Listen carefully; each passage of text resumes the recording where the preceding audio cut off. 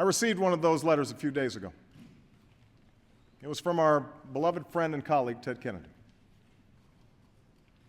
He had written it back in May, shortly after he was told that his illness was terminal.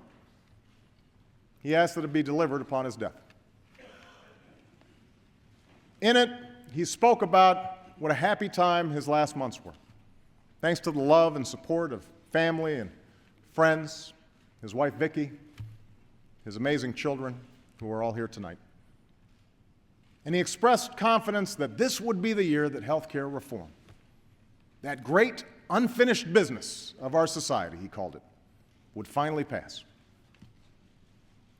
He repeated the truth that health care is decisive for our future prosperity, but he also reminded me that it concerns more than material things. What we face, he wrote, is above all a moral issue. At stake are not just the details of policy, but fundamental principles of social justice and the character of our country. I've thought about that phrase quite a bit in recent days. The character of our country. One of the unique and wonderful things about America has always been our self-reliance, our rugged individualism, our fierce defense of freedom, and our healthy skepticism of government. And figuring out the appropriate size and role of government has always been a source of rigorous and, yes, sometimes angry debate. That's our history. For some of Ted Kennedy's critics, his brand of liberalism represented an affront to American liberty.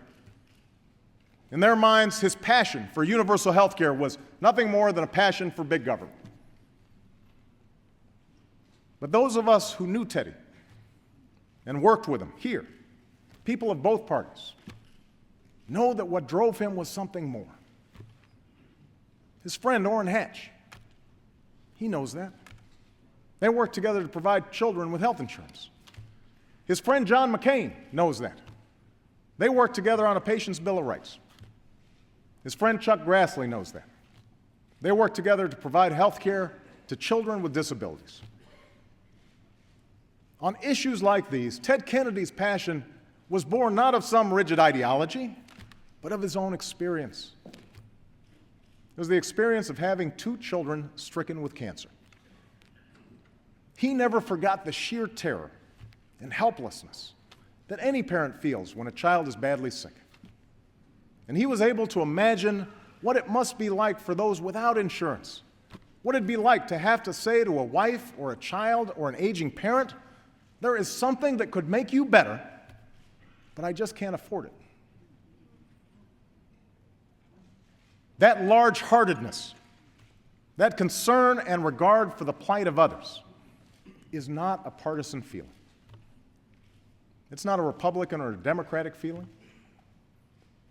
It too is part of the American character. Our ability to stand in other people's shoes, a recognition that we are all in this together, that when fortune turns against one of us, others are there to lend a helping hand.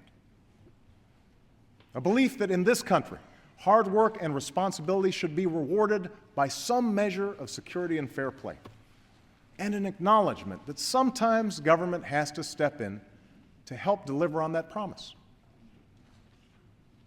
This has always been the history of our progress. In 1935, when over half of our seniors could not support themselves and millions had seen their savings wiped away, there were those who argued that Social Security would lead to socialism. But the men and women of Congress stood fast, and we are all the better for it.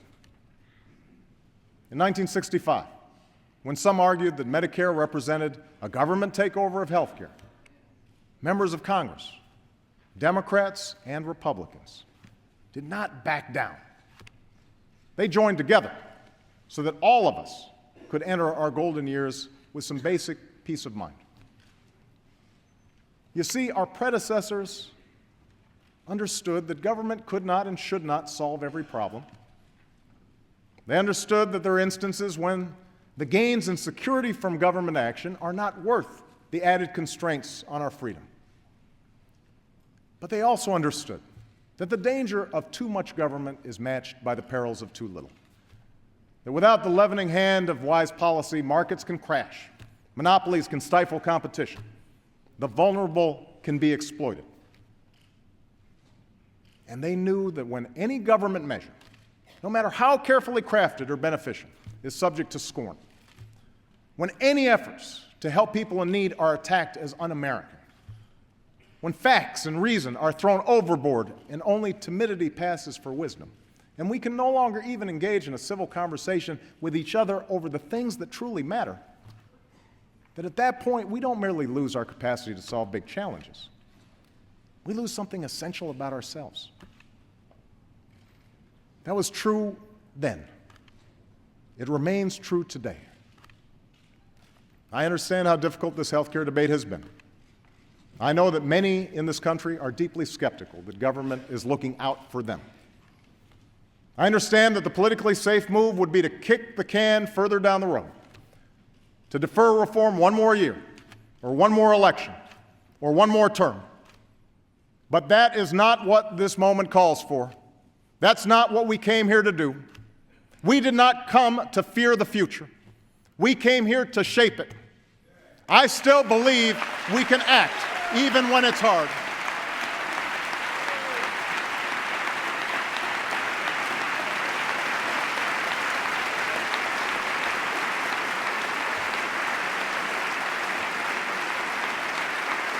I still